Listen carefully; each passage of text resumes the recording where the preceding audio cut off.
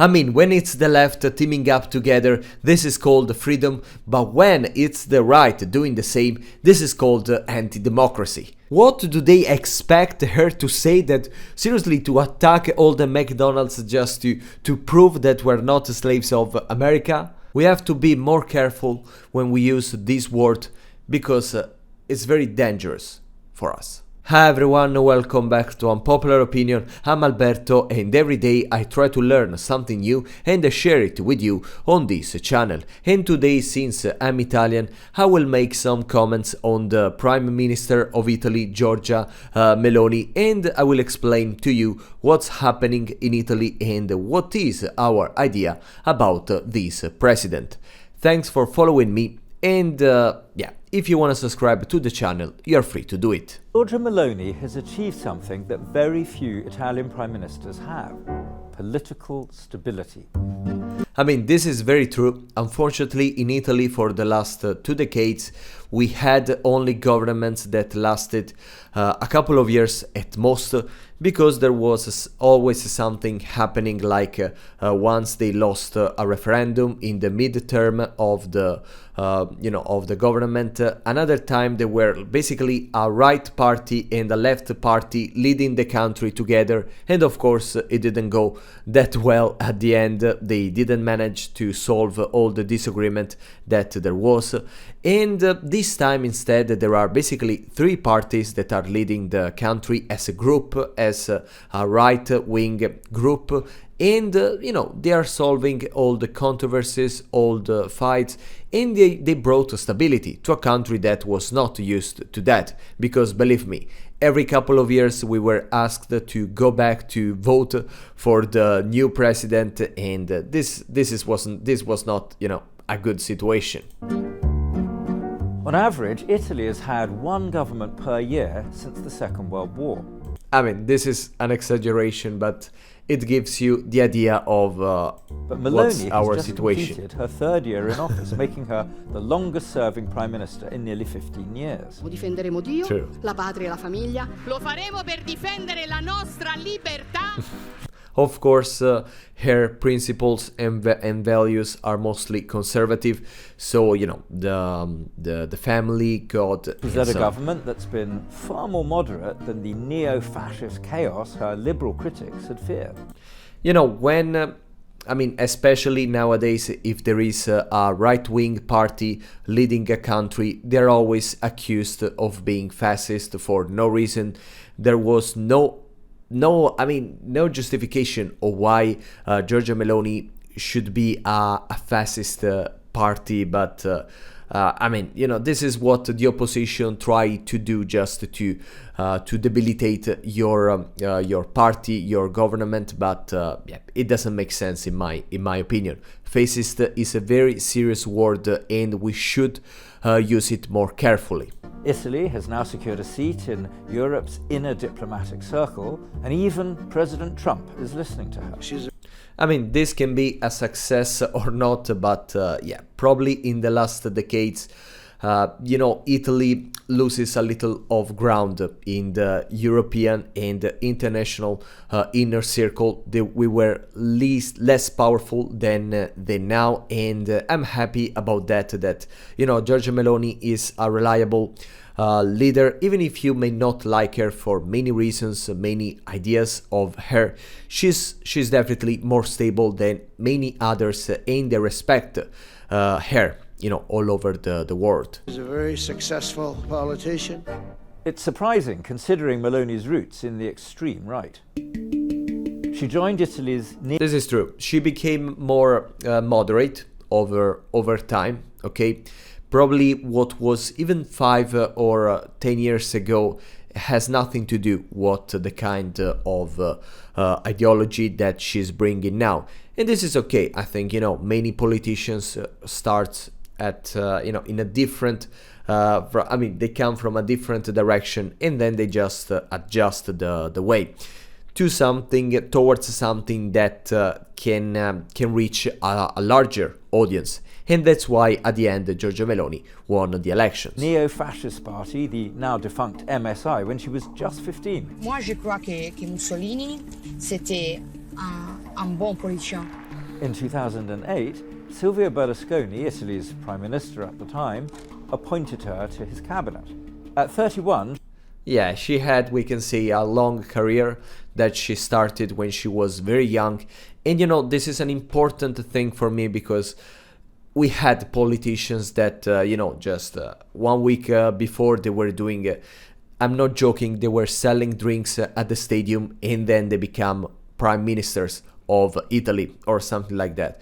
So, you know, it's important that you spent years building your career in politics before achieving something like, you know, the head of the government of a big country like she Italy. became the youngest minister in any post-war Italian government. In 2012, Meloni and her allies broke from Berlusconi's centre-right bloc to form the Brothers of Italy. Yeah, basically she founded another party that was not the one of Berlusconi, that at that time he was still alive, and you know, she just created her own party with her ideas, because I mean, they wanted to create a more modern right-wing we can say option for the electors.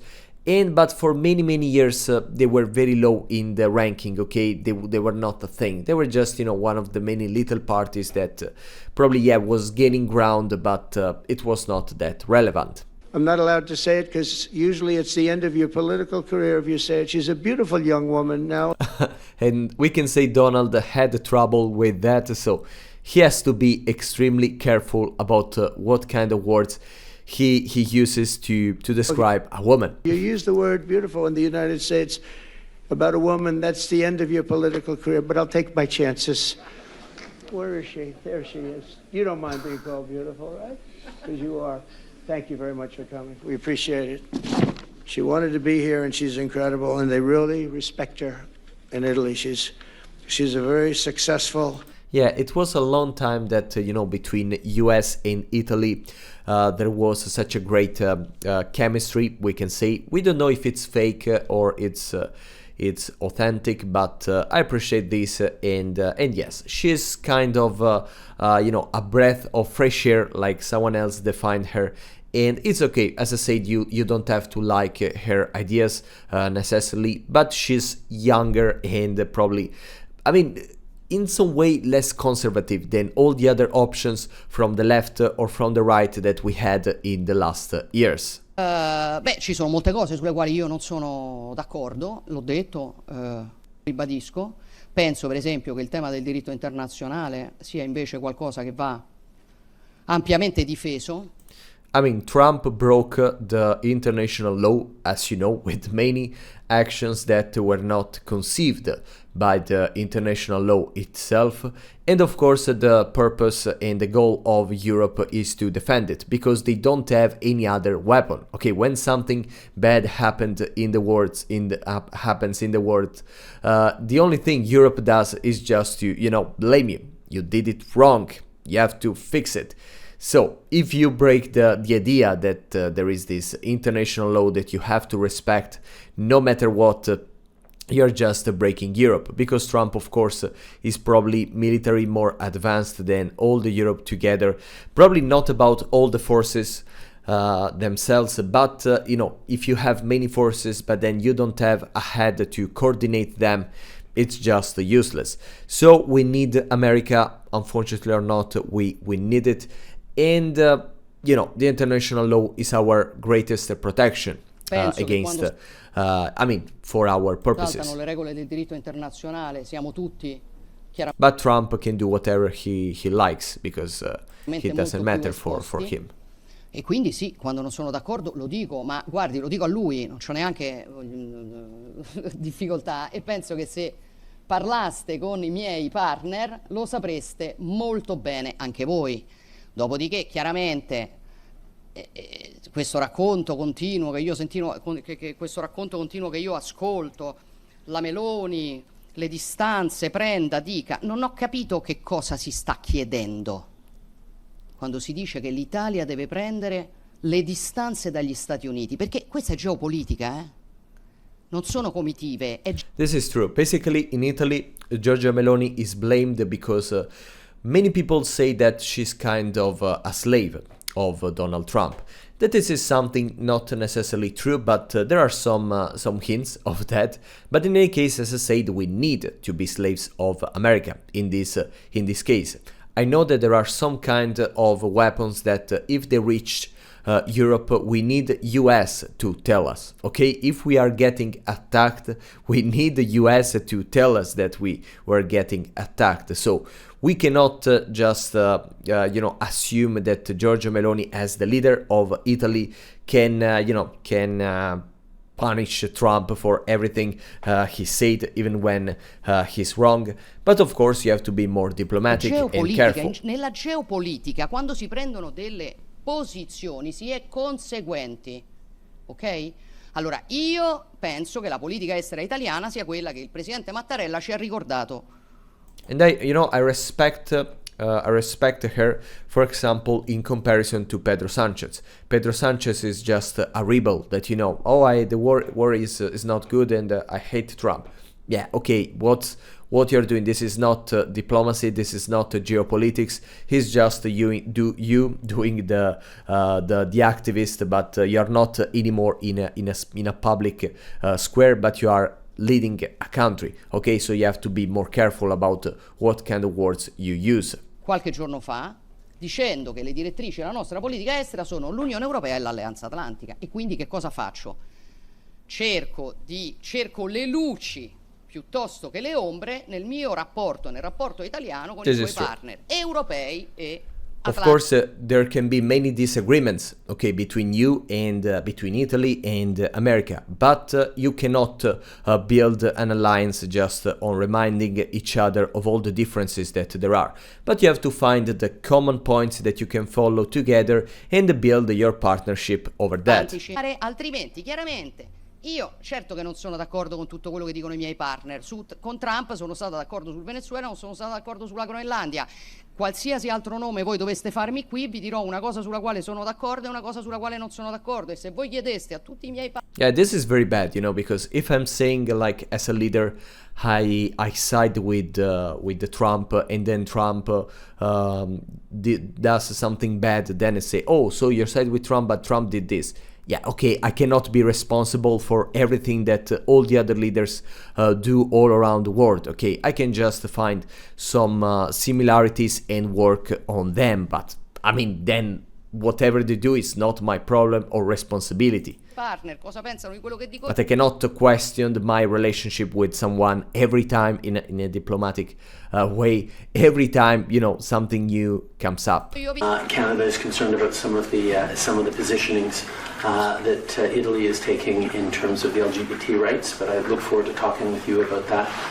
Because we're here at the G7 as an assembly of countries that are promoting the kinds of strong values and democratic principles that the world needs, and I always look forward to those conversations with you. About the civil rights, we can just summarize them with the civil right. The position of Giorgia Meloni is not is not necessarily against. She's just not a supporter. She's very conservative, so she has the value of the traditional family, and there is no space among the priorities of her party for the civil rights. But this doesn't mean that she's not aligned with all the other countries about it. Sometimes I feel that the problem is not being against something that, it's clear to everyone that the progress is going to that direction. But of course, every country has to do it with its own speed, okay? There are countries that are prepared for that, and countries that still need to, get used to what's happening all around the world. So it's not the best for me that she's a little slow on this side. But at the same time, I respect the fact that if the population is not ready, the fact that the Prime Minister can be okay or not, it doesn't matter. You feel ready? But he loves it, but he does it always. I never want to speak with my friends. Okay, one thing about Italian press. You have to know that despite being apparently one of the most civilized countries and the best democracy democracies all around the world. Italy has one of the lowest, among all these countries, one of the lowest freedom of press in the entire world. Not because people are not free to speak, otherwise, they're just taken down, but because they are so influenced by political parties or economics groups and so on that sometimes when you read a newspaper you understand that you're just looking at one point of view of the story that is never neutral, is never cold, is always there is always someone that is siding with a party, an interest, and that's why you cannot rely on them. And reportedly the Italian press is mostly left-winged, and she's a right-wing leader. That's why all the newspapers are always against her. And believe me, we didn't have this perception when there was left parties leading the country. Okay, in that case, no, all the newspapers were more neutral and more supportive of the government. But when there is a right-wing party, it doesn't matter what they do. The newspapers and all the information, the press will be against it. So I understand why Giorgia Meloni doesn't want to speak with the Italian press. When Bill Clinton and Tony Blair created the global leftist liberal network in the 90s, they were called statesmen. Today, when Trump, Meloni, Milei, or maybe Modi talk, they are called a threat to democracy. This is the left's double standard. But we're used to it.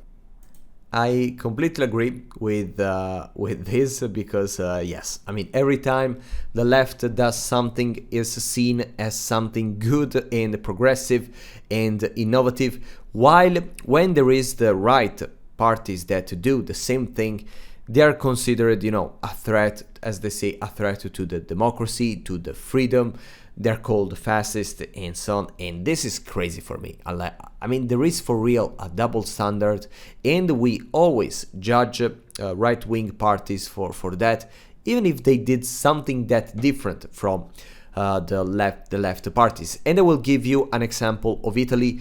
For a long time, for example, the public television was led by left, we can say left friends, and when at the end they were always cleaning the public television from the right friends. But when they became the new head of the government and they changed the situation, so they took away all the left friends and they put the right friends. Basically, they were called again fascist, and you're against the freedom, you're against the neutrality, you want to dominate the information. So when the left did the same, it was okay. But when it's the right doing this, it's a problem.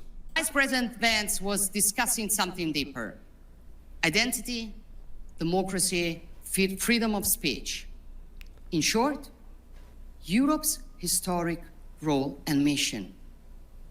Many pretended to be outraged, calling for European pride against an American daring to lecture us.